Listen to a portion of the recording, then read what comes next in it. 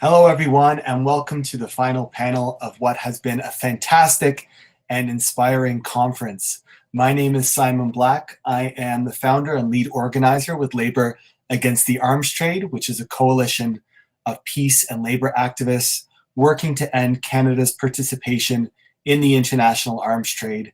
We organize for arms conversion and a just transition for arms industry workers.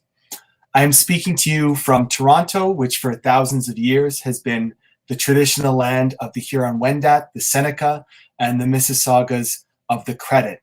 Today it is the meeting place and still the home to many Indigenous people from across Turtle Island.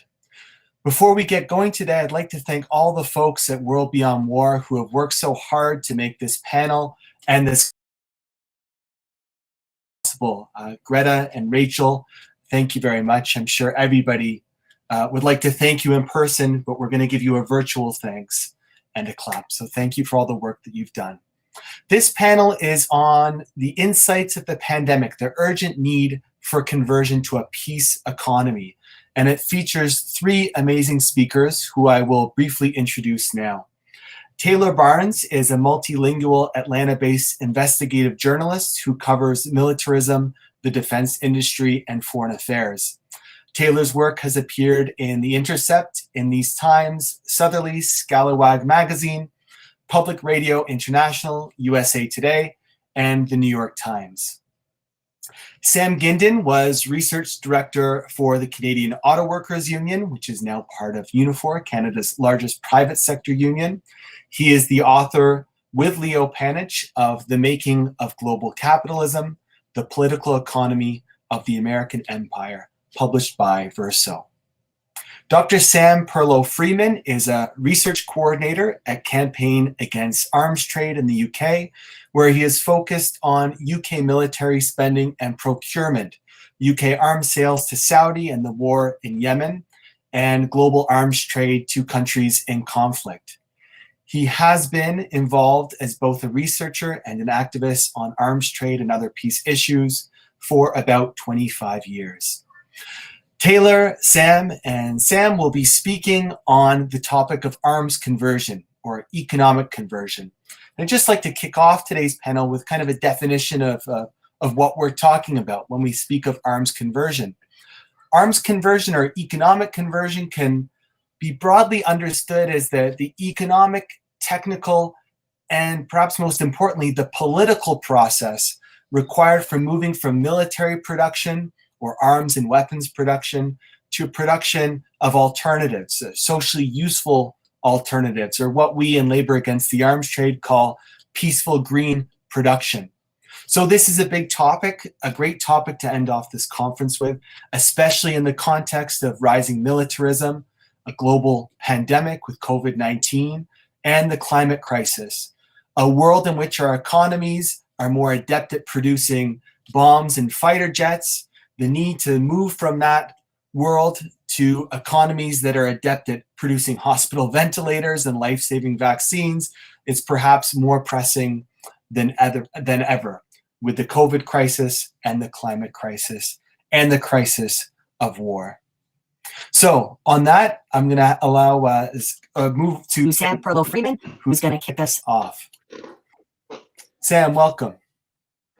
Hi, Simon. Thank you very much. And thank you to David and Greta and Rachel and everyone else who's organized this amazing conference. And thank you for inviting me to have me here.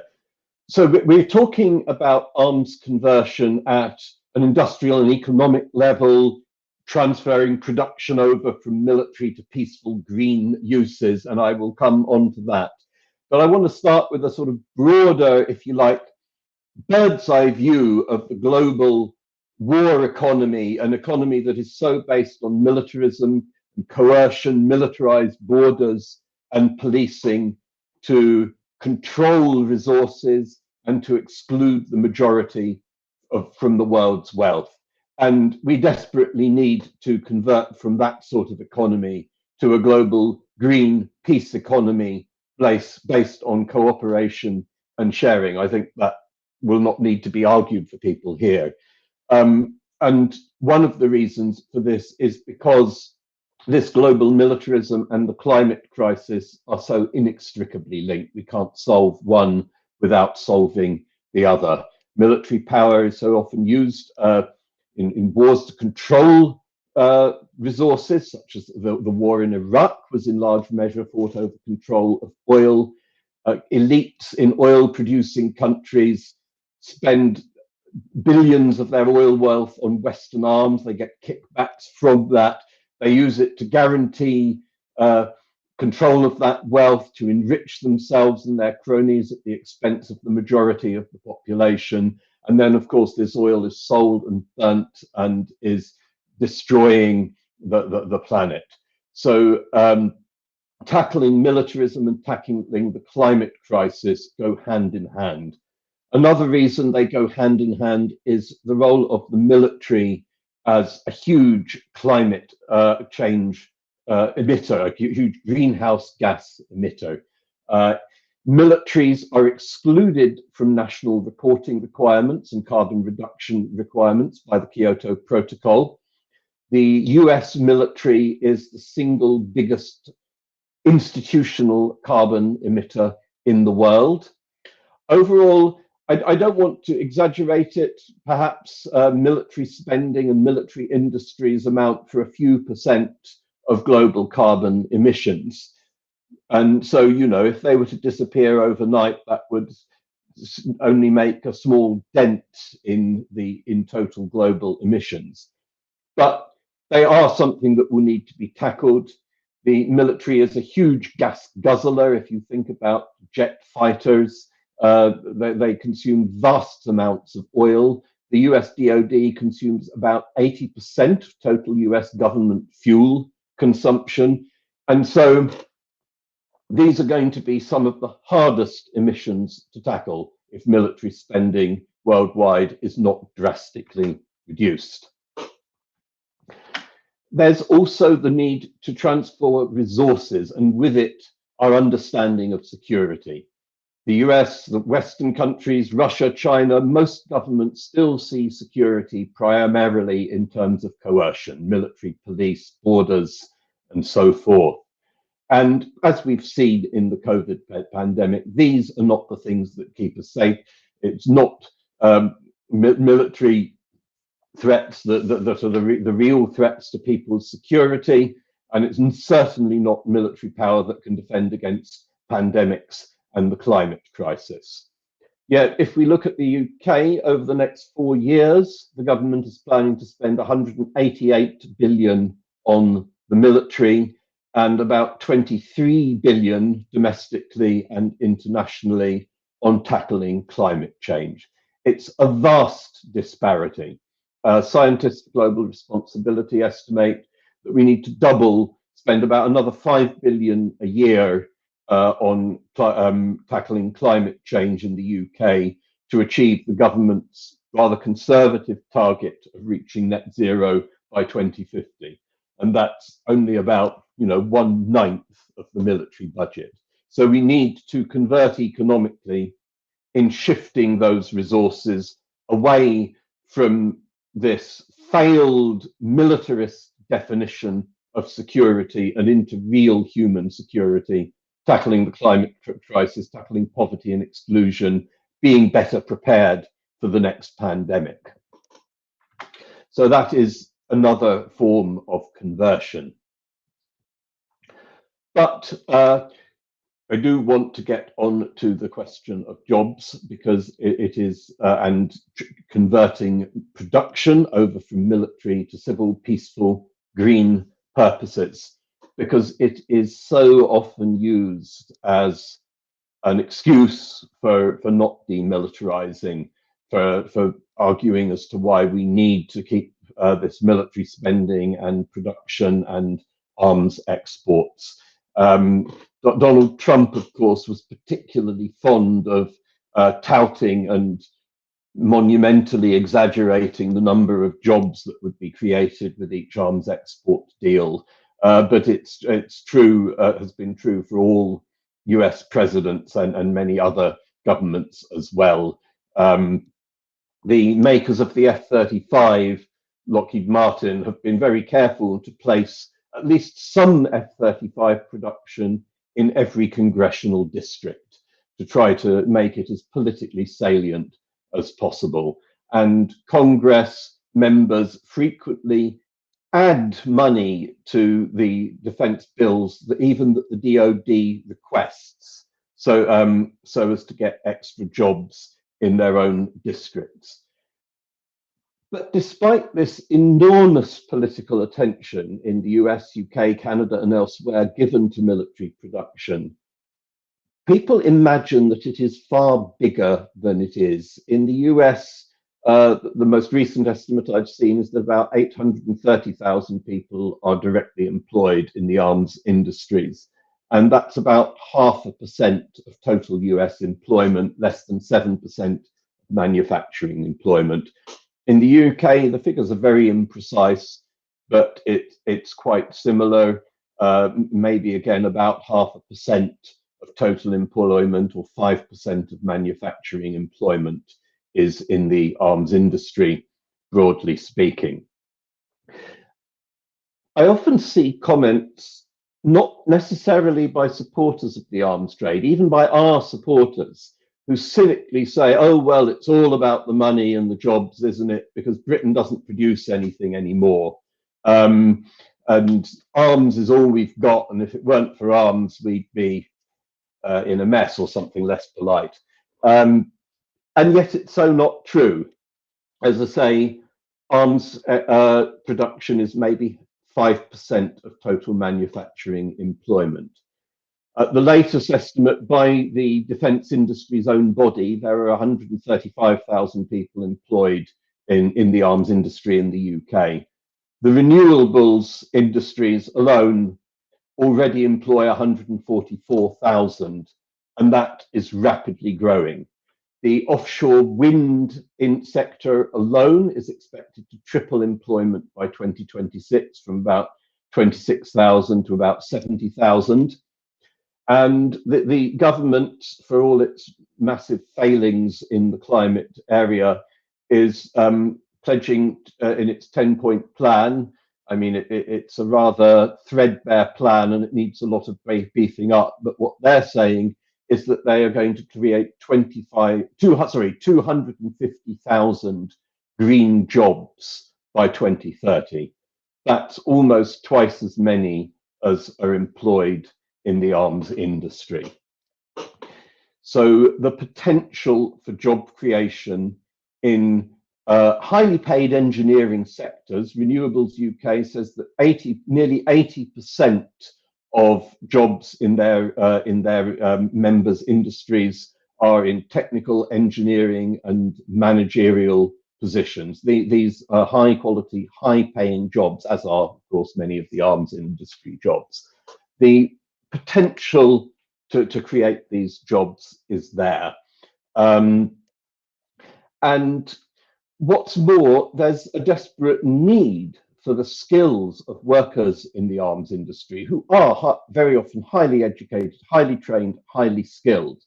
Engineering UK estimates that there is a shortage of 20,000 engineering graduates a year in the UK.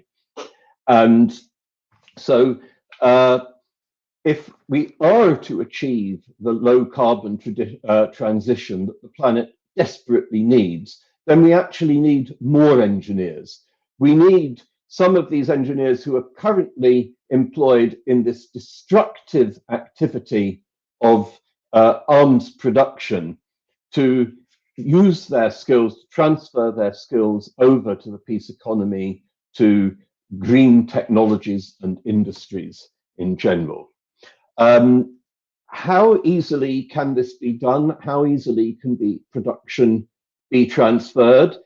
There was quite a lot of excitement at the beginning of the pandemic in sort of peace and conversion circles about the ventilator challenge of arms, where a number of arms companies were among those bidding to produce ventilators. It didn't really work out that well. A lot of the ones that they were going for didn't actually work, and a lot of more didn't turn out to be needed. But Some of these companies did actually manage to start producing ventilators, so it shows, they are capable of doing it. But as I say, the renewables sector is one where so many of the same skills, the same electronic engineering and mechanical engineering skills are going to be absolutely needed. How much retraining it would need is not clear. But by and large, and I think Taylor will have a lot more specific examples to talk about at local level, the skill sets that are needed between the arms industry and the renewable industry are very, very similar. So we have this tragic irony that when we so need to expand renewable production, so much of the government R&D spending, so much of the government investment, and as a result, so much of the talent and skills and ingenuity are tied up in this destructive area of production. Of course, I've been talking at a sort of overall level of the economy, a global level, if you like. It's more difficult when you drill down to a local level. Now, in some areas, there's very low unemployment, and the transition would be a very easy one as renewable jobs and green technology jobs are created if arms industry jobs were lost. In others, not so much. A colleague recently told me that she'd read that in Barrow-in-Furness, the small town on the coast of northwest England, where the UK's nuclear-powered submarines are produced, the ones that carry nuclear weapons and the attack submarines that support them. 40% of workers in this town of Barrow-in-Furness are employed by BAE Systems in producing these submarines. And so when you think of all the jobs in their suppliers and the businesses that are dependent on the workers' spending, we're talking about almost a one company town. So if we're going to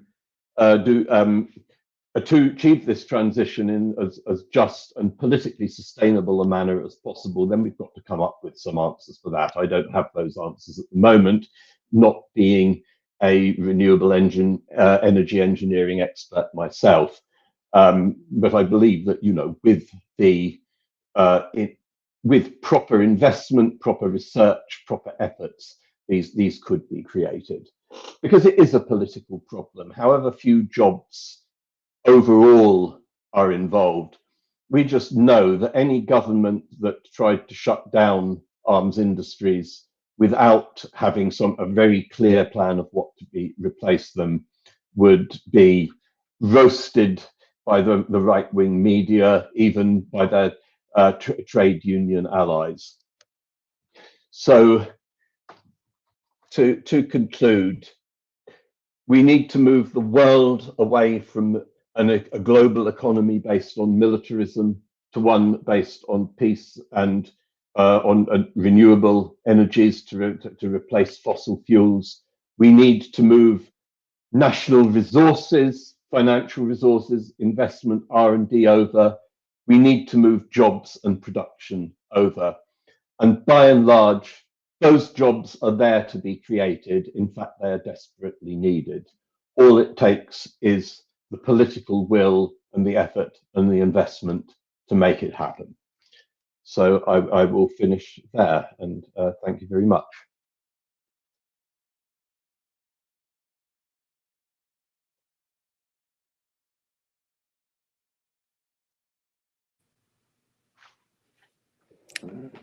Okay, am I on yet?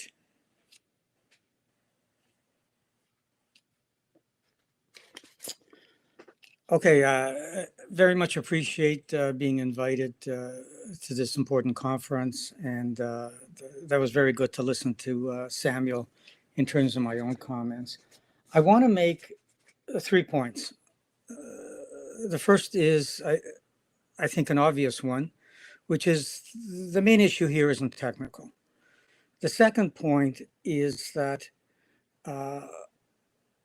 but the problem is really profoundly difficult and deep, which is the second point I want to make, not just because of economics, but because of politics. And the third point is to not be overwhelmed by it. I want to address the question of, well, what is there constructively and realistically that we can do? So let me just start with the question of the technical. When I was in the union, there was a point at which de Havilland Aerospace looked like it might be closing down. It was under public ownership at the time. And I asked if I could meet with the engineers so I could learn something about what else could be made there. And when I met with the engineers, and I asked them, well, what else can you make here? They just kind of looked at each other like they're talking to somebody who's pretty naive. And what they were really getting at is we can make anything. Our job here is to deal with propulsion systems. We're dealing with different kinds of material. We're dealing with computers and software. We're dealing with different kinds of bonding systems and chemicals. We can make anything. We can make commercial aircraft. We can make hydrofoils to research the North. We can make iron lungs for hospitals. The point is that what they make is based on what's profitable. And what's profitable are contracts that make sense within capitalism and within the military economy. So it's not a technical issue. In terms of the technical issues, either the capacities already exist or they can be built. They can be built through planning and retraining. That's not the issue. But that doesn't mean that the issue is easy. And the reason for that is, as Samuel is saying, it isn't just a question of economics. In certain communities, of course, the economics can be determining, but it isn't a question of just how many jobs are involved. It's a question of the whole orientation of our economy. In Canada's case, we're linked to the United States. The United States is the leading imperial power in the world. It's overseeing the making of global capitalism. And in overseeing the making of global capitalism, the military is very important. Whether you're dealing with stability or concerned about left-wing movements or terrorist movements, the military is a crucial political aspect. And if we can't take on and change the basic orientation of the economy and what kind of an economy we have, what kind of a society we have, then it's very difficult to just isolate the military part of it and say that we're going to change that. And for Canada, it means that we have to question our whole relationship to the United States. And I don't want to blame just the United States for it. It's Canada's own foreign policies. And then there's all the questions of private property that you would have to challenge, as we did during the COVID pandemic. And we raised questions of the emergency powers that the state had.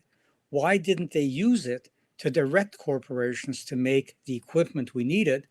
And the resistance was the precedent in terms of challenging property rights. So those are two very difficult issues to take on. I just want to flag another issue, which is one of the examples that we all have been inspired by and keep returning to is the Lucas example. But the Lucas example failed. And we have to remember that, because that's just a reminder of how difficult it really is to take on the question of property rights and the corporations. And it isn't that, therefore, it wasn't a useful exercise. It was fundamental. It changed how people thought about what we should be producing. It changed the people involved, and it put all kinds of things on the agenda. So that's what I really want to turn to. If this is so overwhelming, where do we go with it? And I think we need to be honest about how hard it is. And therefore, what a long-term slog this is going to be. We're talking about changing society, not just changing particular workplaces. So in terms of particular workplaces, anything that can be done that always helps our argument. It can be inspiring. The moral arguments that we keep making about the military are very valuable. They have to keep being made. So all of that is important. But we have to get it into our heads that the critical issue is that, as Samuel said, this is a political question, and we're not very strong politically.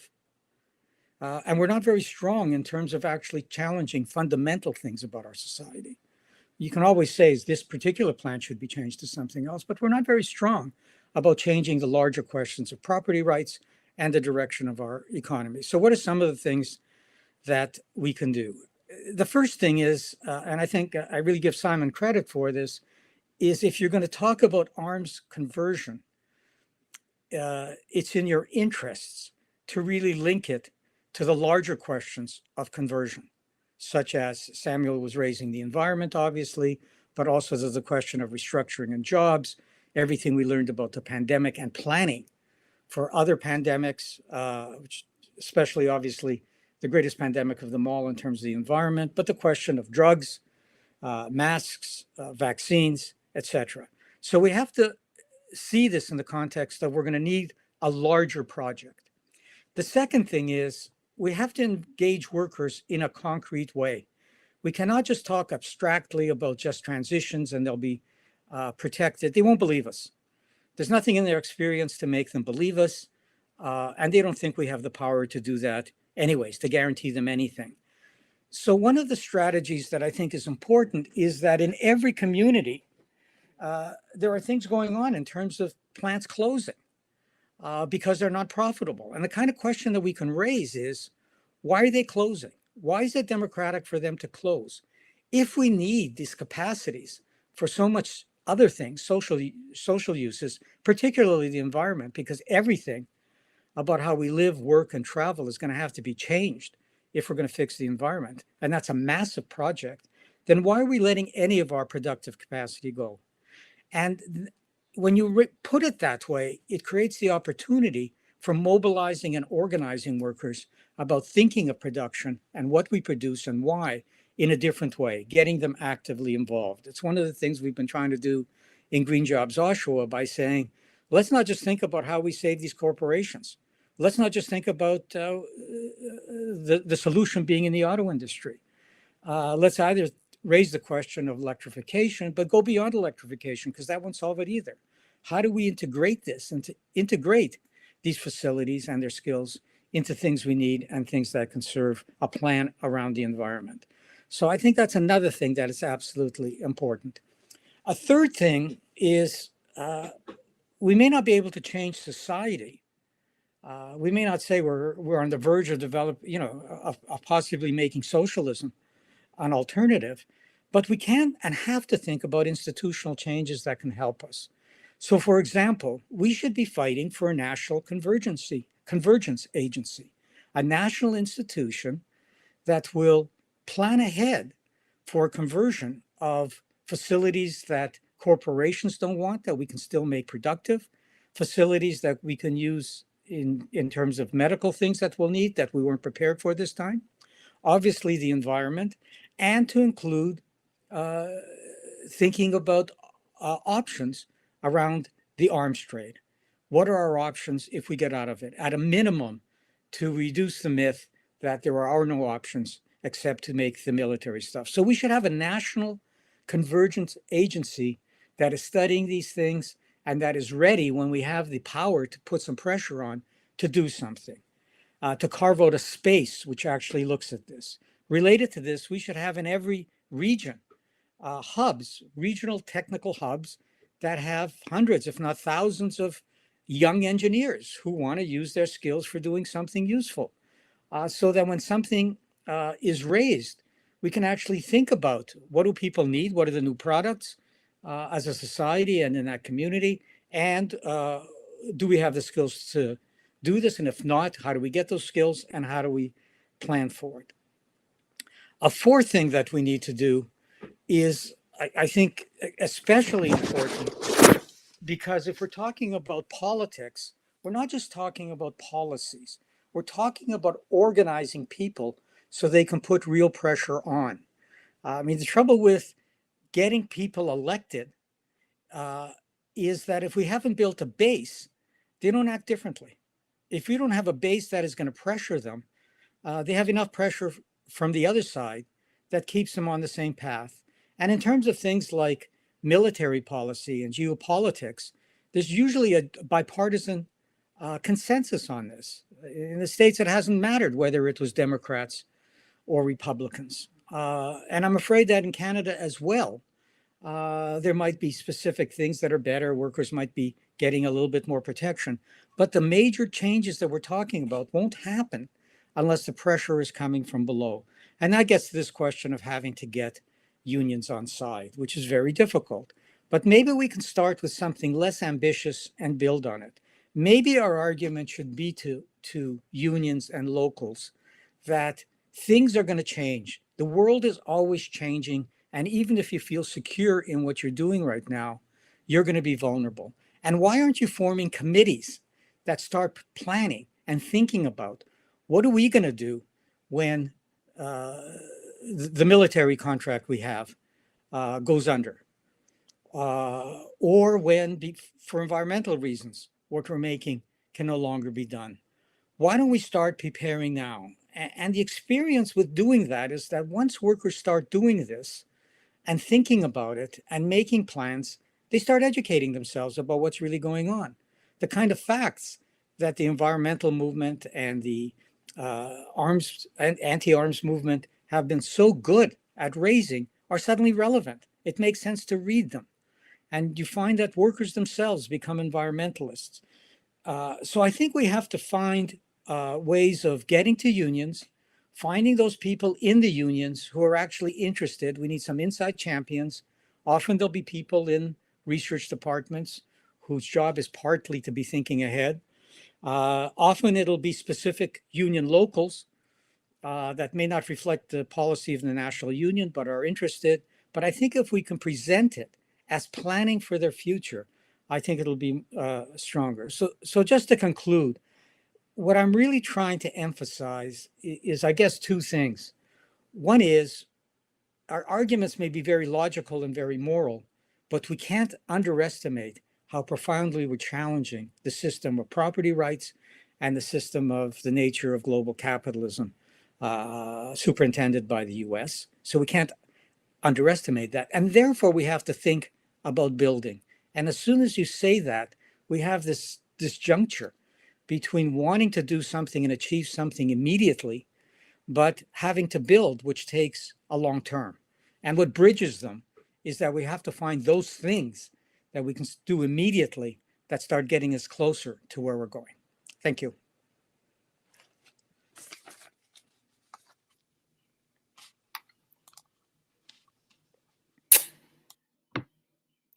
Hello.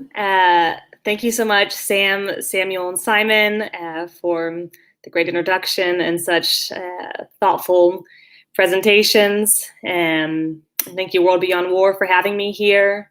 My name's Taylor Barnes. I am a journalist based in Atlanta, and I cover military affairs and the defense industry, particularly through the lens of its workforce and so-called defense communities where military-industrial employment plays an outsized role. And for example of what I mean by a defense community, my reporting has taken me to Huntsville, Alabama. I'll be talking about that. It's a few hours drive from here in Atlanta. It's nicknamed the Pentagon of the South for how much money, DoD money, is flowing into it. The South is also host to the largest U.S. military base in the world at Fort Bragg. Just a few blocks from my house is Georgia Tech, which is our major engineering university here in the state, and is also the second largest defense contractor here in Georgia, which frequently does research and development work on behalf of the Pentagon. And I hope this presentation today is interesting and useful for everybody, but particularly I sort of wrote it in mind thinking of other journalists and other storytellers to sort of think about how we can be telling a news story that resonates with people, that tells the stories of real people's lives and on the ground local stories about conversion and a new economy and what it can look like. And some of my journalism is done through the lens of what we call solutions journalism, which is sometimes called, quote unquote, investigative journalism about what's going right. And it doesn't mean that what we're pointing, what we're highlighting is perfect. It means that it points in the direction of where we want to be going. And I find those solutions journalism stories resonate so much with readers, because in many ways we know what the problem is. We're looking for answers. We're looking for stories that help us take us forward. So why do I report on, military affairs in the defense industry through the lens of its workers and, quote unquote, defense communities, as opposed to the typical way of approaching the defense beat, which is, going to Pentagon press conferences and listening to corporate earnings calls, which I also do, or, embedding with the military, all of which are important. I think in my sort of thinking and studying this issue, just realizing how persistent the jobs question and the economic dependence question was to understanding why, year after year, U.S. lawmakers over and over again support, defense budgets that are so high. They're not just the highest in the world. They are, usually in the range of the higher than the next top 10 militaries combined. And I think understanding this in a very material way is very helpful, as opposed to, having to engage in also what's important, but, sometimes these more obtuse hypothetical situations about, very, nuclear war planning and very hypothetical situations. I get it. I understand it. Also, I think, projects like the new ICBM are very much fueled by, who on the ground is benefiting from this. So that's sort of my lens for reporting these stories. I also really liked what Sam was speaking about, Risa, about, reaching out to unions and reaching out to workers. And I believe there most certainly has to be a way to tell the story of the defense industry, to, do investigative journalism and to be adversarial, while most certainly also being pro-worker. And in my experience as a reporter, I wanted to say that, it's like night and day when I reach out to workers, whether they are unionized or not. It makes a difference between them being able to denounce workplace conditions or being too scared to answer the phone. And indeed, this is, how, as Sam said, this is how you find champions on the inside who are interested in something else and who can give you the inside scoop and give you that insight. So that's why I think, having both a pro-labor and an anti-war outlook in tandem is extremely important. Also, on another very, several people I know throughout this conference have asked about concrete actions to take and take on these very big picture questions. And I wanted to say that, of course, supporting a local union, supporting defense workers is something that I would most certainly endorse, all the more so because looking at the big picture of how these mega defense corporations behave in the US is they will go to great lengths to shed their unionized workers, including an ongoing trend here in the US, which is to move from union-friendly states to quote-unquote right-to-work states here in the South that impede unionization. And I'd be happy to give some more examples of that if people want to hear more about that. So first off, I wanted to talk a bit about some of my reporting on the pandemic and the defense workforce during the pandemic. As some of you guys may know, the defense workforce in a blanket way in the US was declared essential alongside, doctors, nurses, grocery workers. And this was met among defense workers with a variety of reactions, but including disbelief. I spoke with one Space Force contractor in Alabama who told me, hey, I can't go to church. My kid is home from school, but I'm going to work to make rockets. Other people, though, of course, job precarity and scarcity being a real fear, were glad to be declared essential, even if, it was a bit of a stretch of the imagination to think that, making an F-35 was something urgently that we needed during the pandemic. And what I wanted to bring up is the fact that, workers got sick and they actually died, defense workers during the pandemic. I wanted to share a page, let's see. This is from the Machinist Union, which is the most sort of prominent, one of the most prominent blue collar unions in the defense industry.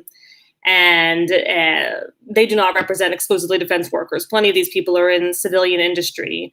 And this is a dated page. It's not complete. But for example, I spoke here with Claude Daniels. I spoke with colleagues of him. He was working at the F-35 plant in Fort Worth and got sick with COVID and passed away.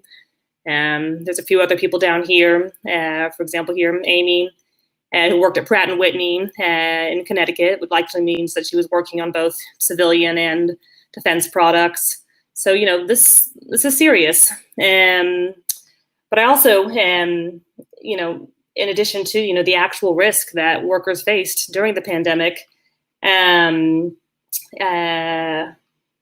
also provided some real world example of how defense firms could nimbly repurpose their workforce. So here I wanted to bring up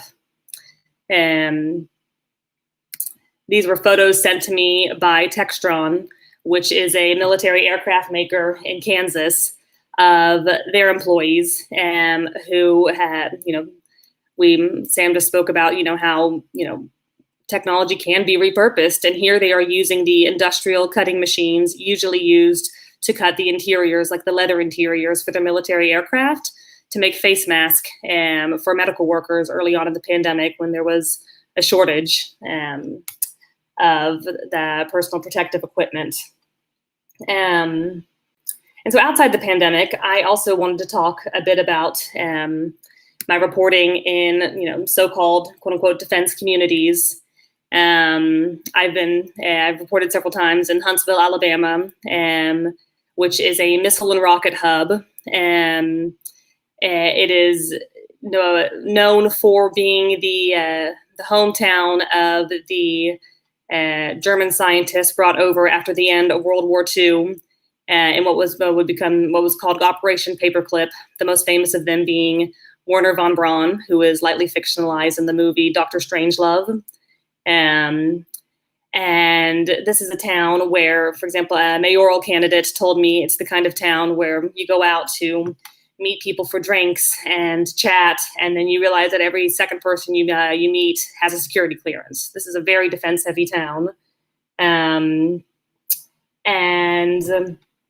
So here I am. This is some photos I've taken around town of the major research park that's adjacent to the Redstone Arsenal, the main military installation. It has several hundred corporate offices, and there's still a very active peace movement I've written about. You can see those guys in the upper right-hand corner every single week getting out there for an anti-war demonstration. Let me go back.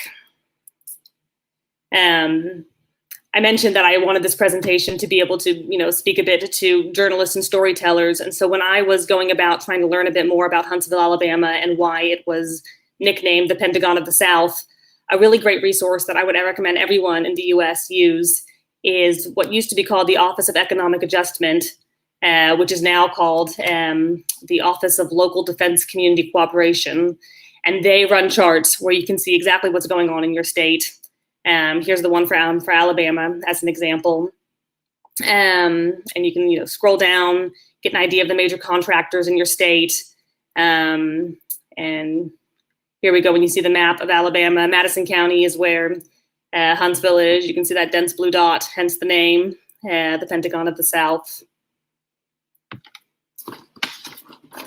And so I spoke a bit about solutions journalism. So, being familiar with the ideas of economic conversion and being familiar with the sort of more theoretical ideas of how the military-industrial complex could be converted for the green economy for some practical reasons, given that it draws on a similar workforce and STEM professionals, engineers, manufacturers.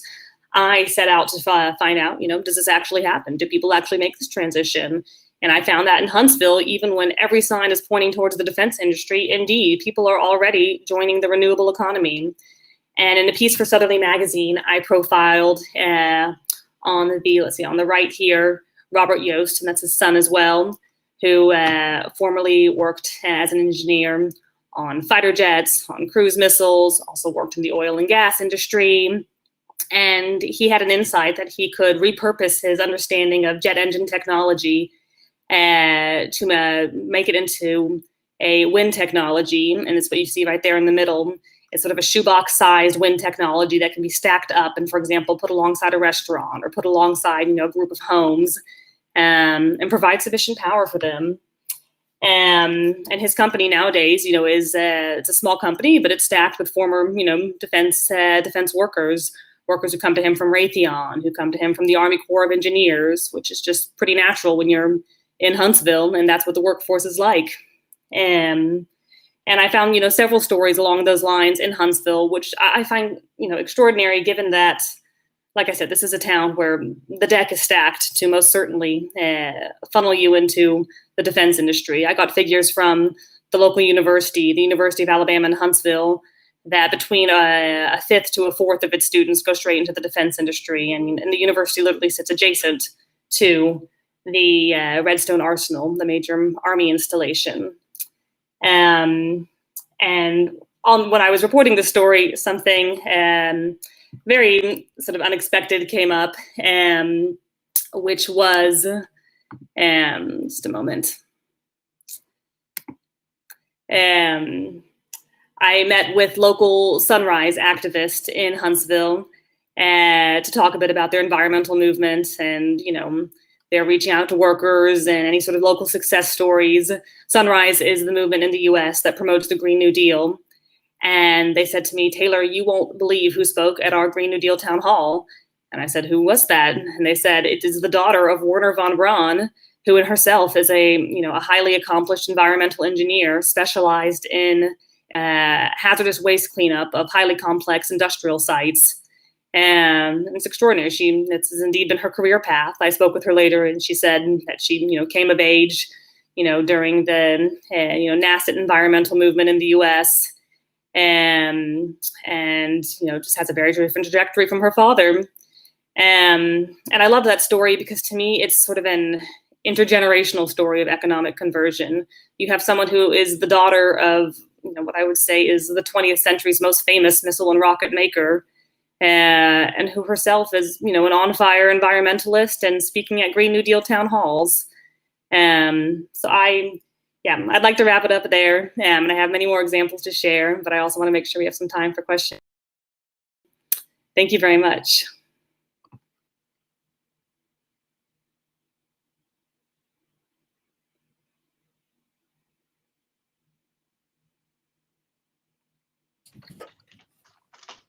Thank you, Taylor. Thank you, Samuel and Sam, for those amazing presentations.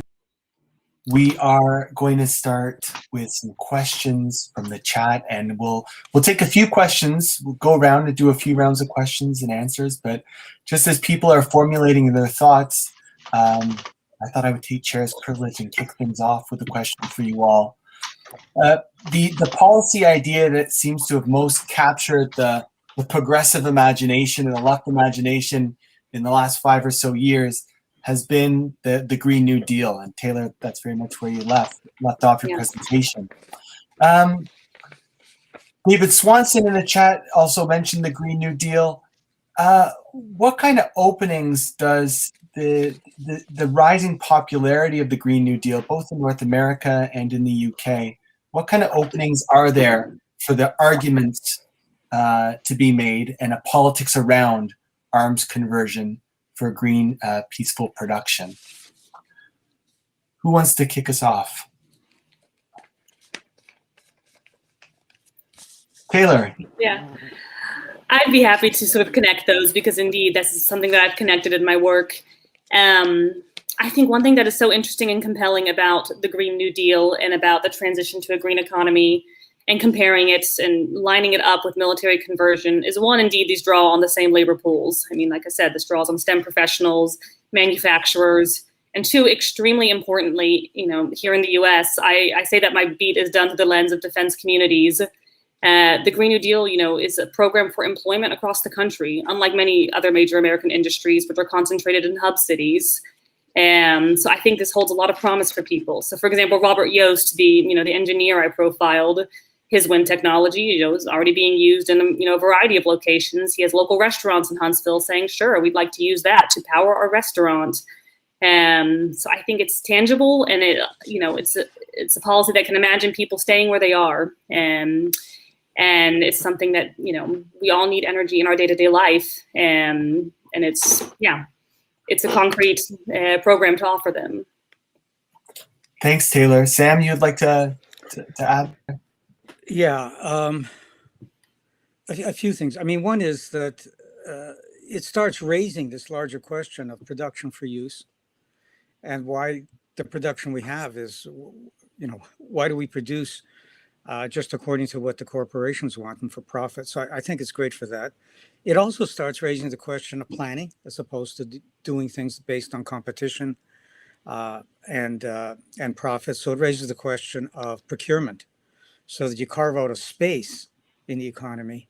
And this is a large space if you're talking about the environment and arms, and social use and basic needs. These are big spaces. It's also, it fits with the whole public sector. We're trying to carve out spaces where the logic of capitalism isn't what prevails, that there's a more democratic logic. But the other thing I'd like to say, and maybe we could get some more discussion from people, is I give the environmental movement great credit for putting this on in a popular, simple way, but I don't think it's concrete enough when you just present it as the Green New Deal. I like what Taylor has been saying about the labor force, about the nature of the labor force in the community. That begins to make it concrete. You're immediately telling a story that raises the question of, wow, that seems pretty simple. Why aren't we using these great, these skills? But unless we can get workers engaged, there's so much fatalism that it ends up to sound like a slogan, and it sounds abstract, unless workers are saying, the contract that we have right now, why can't we make something else? We've got all these skills and all this money being invested. Why do we invest in things we need? And until workers are fighting for something, that's when they start learning. That's when they start putting the pieces together. That's when I think that Taylor's stories become their stories. They'll end up telling these stories to other people instead of just listening to them. So in that sense, I'm a bit critical of it being too easy to have the slogan, even though I think it's terrific that they got it on the agenda in ways that a lot of us couldn't have done. But now I think we need this extra step of concretizing it. Samuel, would you like to add some context on the Green New Deal from UK? Just from a UK perspective, I'm afraid the news is not so positive, really. Some of my colleagues have been trying to put arms conversion on the agenda of the groups that are talking about Green New Deal, environmental groups and social justice groups, and haven't drawn a lot of interest. And I'm not quite sure why that is. Maybe just the arms sector, it's comparatively smaller in the UK. It's not just not seen as important enough a thing to work about converting. And of course, UK military spending is quite high, but it's not nearly on the scale or even as a share of GDP as in the US. Also, I think that the left in the UK is demoralised and weakened after the 2019 general election. The Labour Party is politically adrift. It has no clear agenda on Green New Deal or anything. Boris Johnson makes lots of sort of hot air about building back better and 10-point plans for a green economy, which have very little detail in them, but which seem to satisfy a lot of the general sort of popular appetite for hearing something about, yes, we're going to have a green economy and isn't it nice? So we've been struggling, to be honest, to actually get this on the agenda. And, it'd be great to hear what sort of people have done in other places to get the attention of unions, especially, and of green groups for peace issues. I see Sam wants to hop back in on this conversation. Just quickly, Taylor, there's a question for you in the chat about the story about Werner's daughter. If you could, has it been published and could you post it in the chat for us? Yeah? Yep. Okay. Sam, on the Green New Deal? Well, I think what Samuel's saying really applies to Canada as well. Canada, Canadians tend to think of themselves as far more progressive than the U.S., and I think more is in fact happening in the U.S. than in Canada. But I guess what I would take out of what Samuel's saying is, and I think Simon, you've picked up on this. There's a lot more potential for dealing with arms conversion if it's linked to other questions of conversion. The medical question, medical equipment around COVID, and the environment. And I think you've been trying to do that. To the extent that we can get more of a dialogue going around taking environmental conversion and medical conversion seriously, I think it helps with the question of the arms trade. There's not, and Taylor, this is a question for you, and maybe Samuel and Sam want to chime in on as well. There's not many trade unions now that don't at least pay lip service to the idea of a just transition, if not a kind of complete embrace of the idea of a Green New Deal. How much they kind of mean it is different, and the politics of it, as far as the workers they represent, can be often quite local in terms of what a just transition would entail and what kind of government and state involvement would be necessary.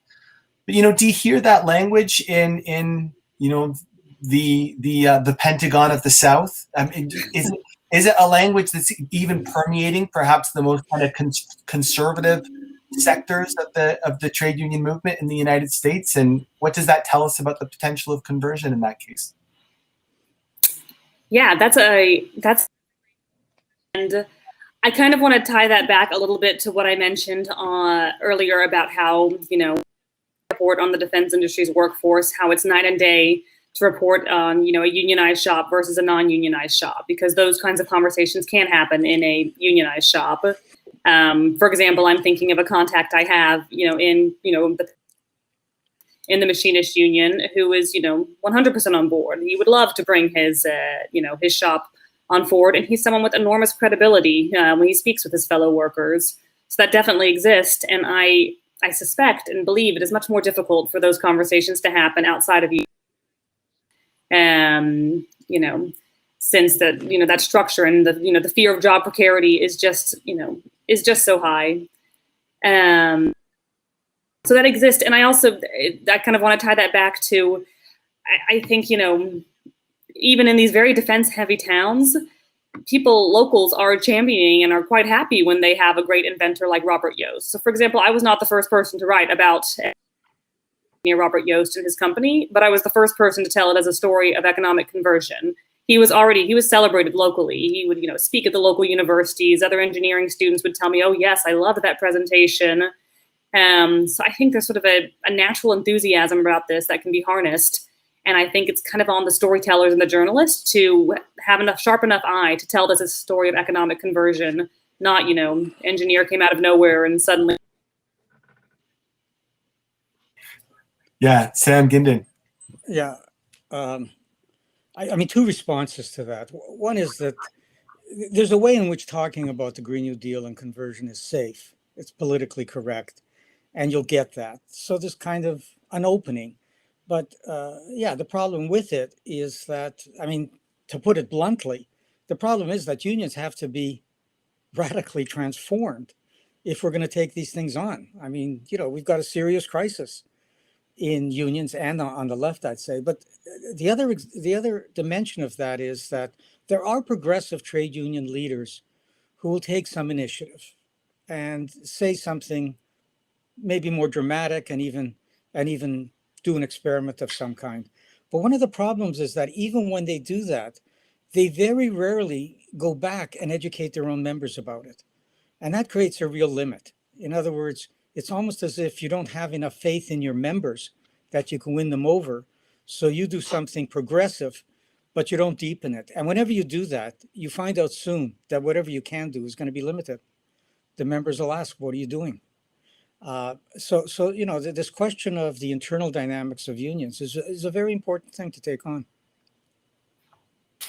There was another question from Peter, and one kind of place that progressive activists, both within the labor movement and the environmental movement and other, put their energies into the idea of kind of democratizing the control of pension funds and public pension funds.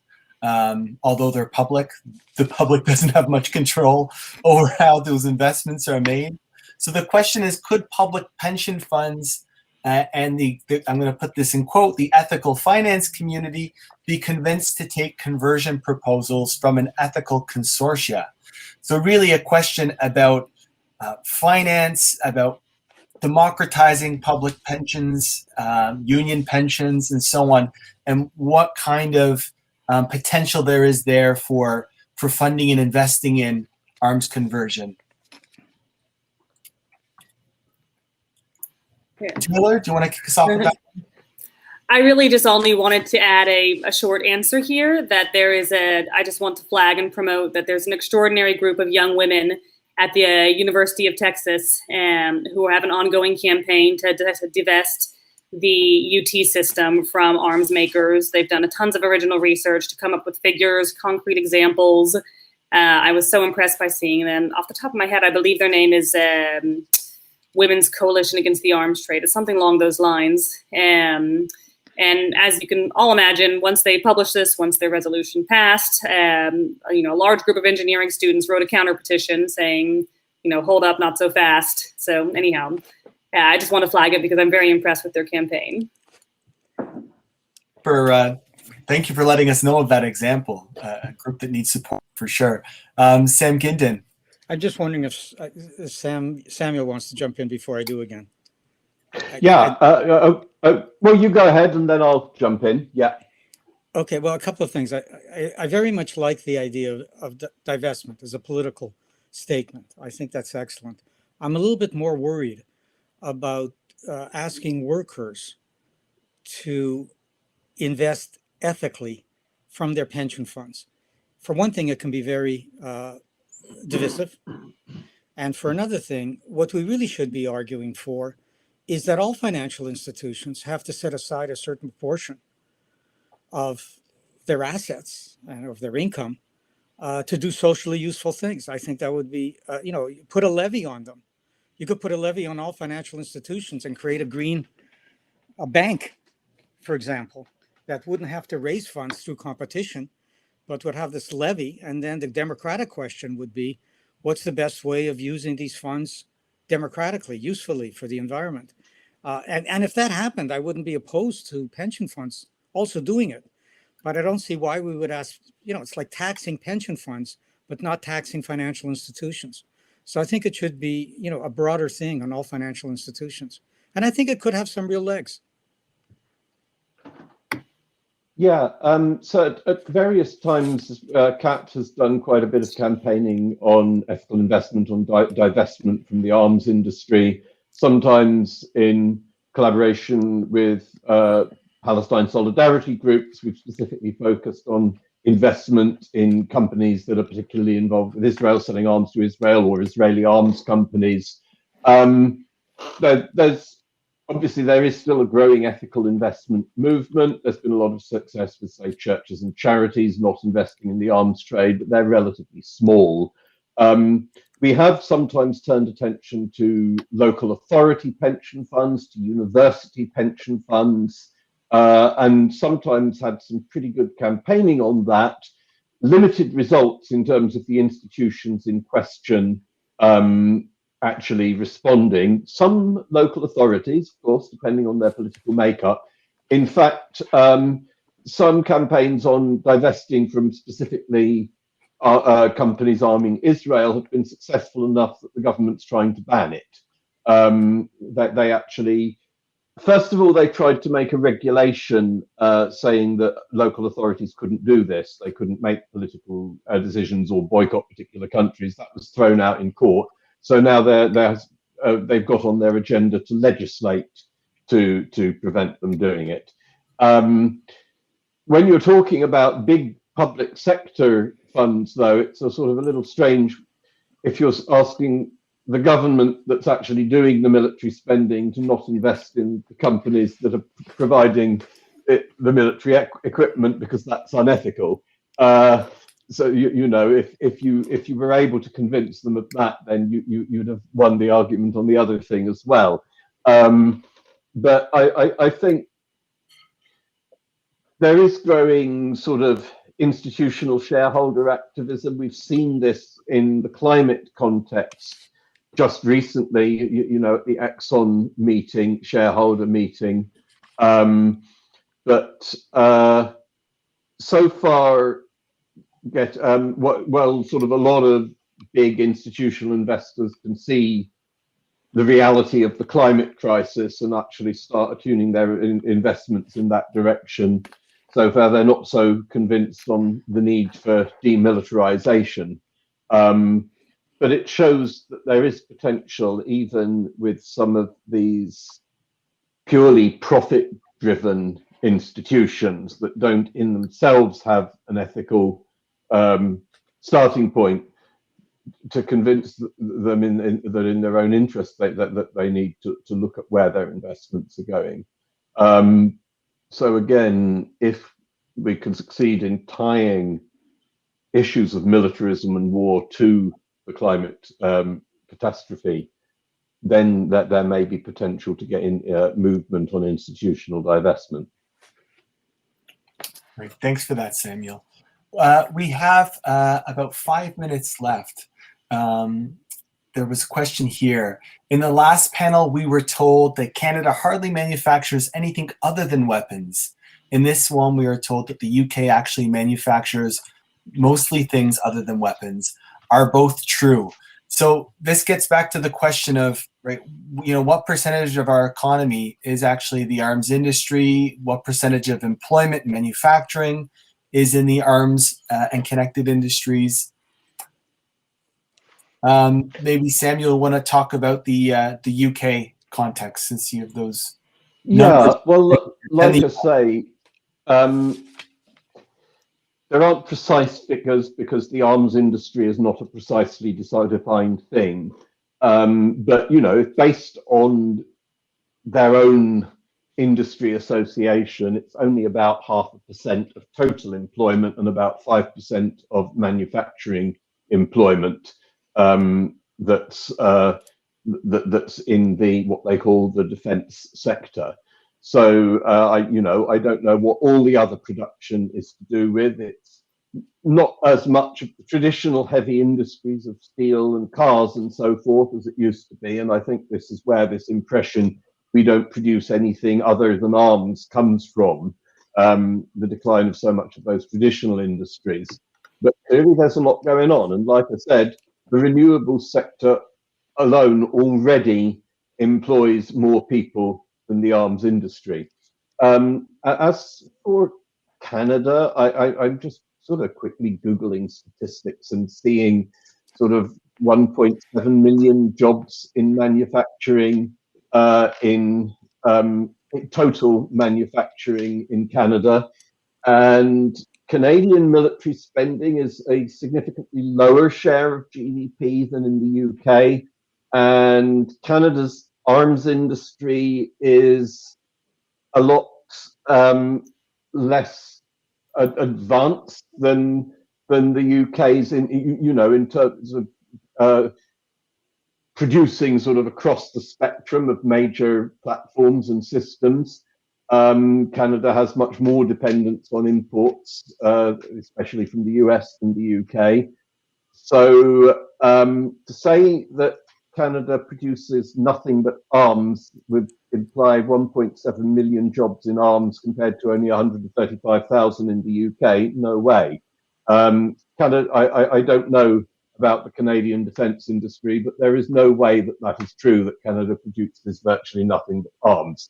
So I'd suspect you'd see an even lower share of manufacturing employment than in the UK, no higher. You'd need to sort of look these things up. Again, it's part of this sort of popular myth that's developed alongside the decline of manufacturing and the political emphasis that goes on arms production, that it's so salient, especially where you've got a lot of jobs dependent on one big contract. How many jobs will the F-35 create? how many were lost when Canada cancelled the F-35. It makes the news in a much bigger way than what else is going on. But it is not going to, it's going to be in the low single figures. The percent even of manufacturing employment that's in arms in Canada is my very strong guess. Thanks, Samuel. Sam, did you want to mention anything about the Canadian context as far as arms, the arms industry? Yeah, no, Samuel's obviously right. I mean, historically, Canada signed a production sharing agreement with the U.S. because Canada always lobbied to get a share of the U.S. military production, and that came with supporting the U.S. Military activities internationally. But it's involved in Canada has a significant aerospace industry, part of which is military in terms of helicopters, etc. It makes armored vehicles, but no, in terms of whether ending all military production in Canada would suddenly give us a Great Depression, the answer is absolutely not. Particular communities will be affected. Right. Thank you for that, Sam. Taylor, is there another anecdote that you would like to share from your work? I mean, you found some of these examples, these anecdotes, these stories very inspiring. Is there another one that you'd like to share or to amplify as we close off the last couple of minutes of the final panel of this conference? Thank you very much. I think I'll use the opportunity to both tease an upcoming story of mine and also to promote an activist group that I find really impressive in Asheville, North Carolina, which again is just a few hours from Atlanta. There's a new plant coming to town from a subsidiary of Raytheon called Pratt & Whitney. And this is another major story of the defense industry. Not only is it getting tons of money from the US government, they get kickbacks from the local government too. They get, multi-million-dollar subsidies packages in the forms of grants from local governments and a bridge built on their behalf, free land, all of that. And so a very robust group of local activists have come out to start denouncing this. They call themselves Reject Raytheon AVL.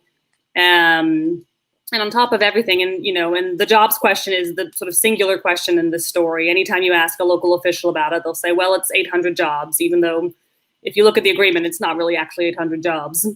And anyhow, all along, while, this Raytheon subsidiary is coming to town, the county next door actually attracted a solar manufacturer that makes an equipment that is solar distillation equipment that uses solar power to clean contaminated water like agricultural runoff. And so I think it's just so great to have those two stories side by side and say, there is something else possible. You've got two manufacturers coming to town and two totally different stories of what they're making. And if I would, point anyone who wanted to check it out to their page, Reject Raytheon AVL, to see what it looks like when a local group just takes on this jobs and economic dependence question so head on.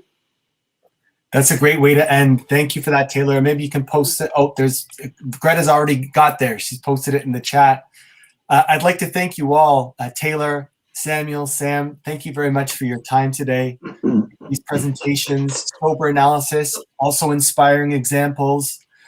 Thank you all for attending in the audience as well. I mean, we live in a time in which so many politicians are well adjusted to injustice and well adapted to indifference. But we're going to continue to work together. You all are here today, sharing your stories, sharing your ideas. We're going to continue to work together and lift each other up and fight through this dark period that we're in and come out on the other side with a more peaceful, green economy and a more socially just planet. So thanks, everyone. Thanks. Thank you very much. Thank you. Good.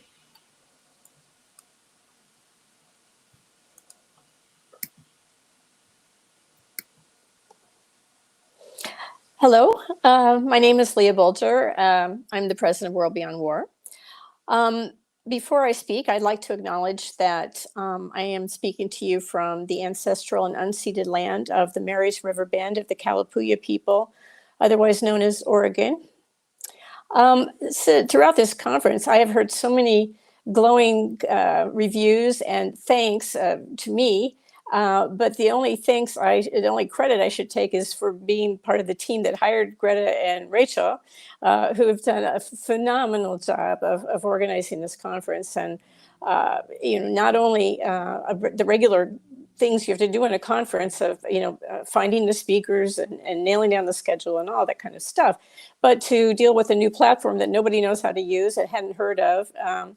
I think Hop-In worked pretty well, and I've heard good comments about that too, but I'm sure that when you send in your evaluation of the conference, you'll let us know what you thought about Hop-In for the future. So from the beginning of the conference, from Elle Jones knocking me out of my socks, she's incredible, isn't she? And just so powerful and compelling. And then today's performance of Mai Kudai and Le Bois, so heartfelt and soulful. Just the performance is truly remarkable. We've had a lot of moving parts here. There are over 100 endorsers and sponsors, more than 70 speakers, well over 400 registrants from 25 to 30 countries. And that is really exciting to me as the president of an organization that's trying to be as international as possible. So that's really super. We did have a couple glitches with Hop-In, but we might have had the same glitches with Zoom or a mic that didn't work in a conference hall. So I think I appreciate your patience and for kind of working with us on that and your willingness to learn the platform. So thank you. So this is our 6th conference. World Beyond War started in about 2014. And so this is number 6. The first 2 were in Washington, D.C. And we had some contacts through the professors that work there. But we've really always tried to be as international as possible. So we wanted to have the 3rd one outside the country, and we went to Toronto. And going to Canada opened up a whole new world of contacts and networking. We met Tamara Lawrence there, who is now on our advisory board. And we met up with so many Canadian activists that it just blew up our organizing and our reach in Canada. So much so that it was too much work for Greta, and we hired Rachel to be the Canada organizer. So there's a lot of good that happens in in-person conferences. After that, we went to Limerick, Ireland, as part of the conference to protest the Shannon Air Base, which is a commercial airport. I shouldn't say air base, it's a commercial airport that the United States has been routing their military troops there on their way to Afghanistan, Iraq, or whatever. And the people of Ireland are supposed to, they want an impartial, neutral country. They don't want to be supporting the war machine. And so there's a lot of conflict there. And World Beyond War is more than just education. We want to be action too. So that was a great opportunity for us to increase our networking in Ireland and to contribute to an action to protest that another manifestation of American military machine. So when we met all these activists in Canada, we started planning for CanSec. That's how we found out about CanSec, was through those activists. And we were really excited about going to Ottawa and shutting this thing down. And it was going to be so powerful. And we're going to have, multiple days worth of actions and conferences and music and all these things. And then, of course, COVID ruined all those plans. The good news is that it ruined CanSec as well, and we think that was partially due to our pressure, but partially, I think, due to the pandemic, of course. So this year, we thought about doing planning it for in person, but really from almost the very beginning, I think the organizers planned to make this a virtual conference and to try out Hop-In. So there are lots of advantages to virtual. For one thing, the international reach that we have. I mean, we would not have people flying in from 25 countries to go to a conference. So that's really a major point to me. It's a lot cheaper for us as organizers. We don't have to worry about filling up hotel rooms or finding a venue or how many meals to have and what the menu is going to be, all that kind of thing. So much easier to plan, I think, on our end as from the conference organizers. But there are advantages to meeting in person too, and the face-to-face, the kind of warmth that you get when you talk to people. And of course, the direct action, if we're going to have something in the streets or some kind of protest, we need to be there and feel that, that excitement in the streets kind of thing, direct action. So in 2022, we've talked about having an in-person conference. We've talked about having another virtual conference, and we've talked about having maybe a hybrid of both, the best of both worlds. So give us your input on that. What do you think? And do you have any ideas about good places for conferences?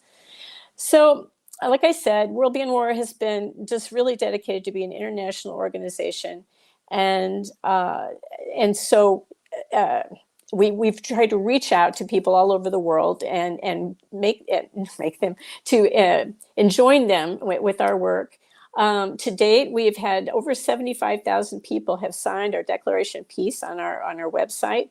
If you are not one of those 75,000 people, I hope you will do so as soon as possible, because this demonstrates our true global outreach. So 75,000 people and over 600 organizations have signed that Declaration of Peace, but those people come from 191 countries.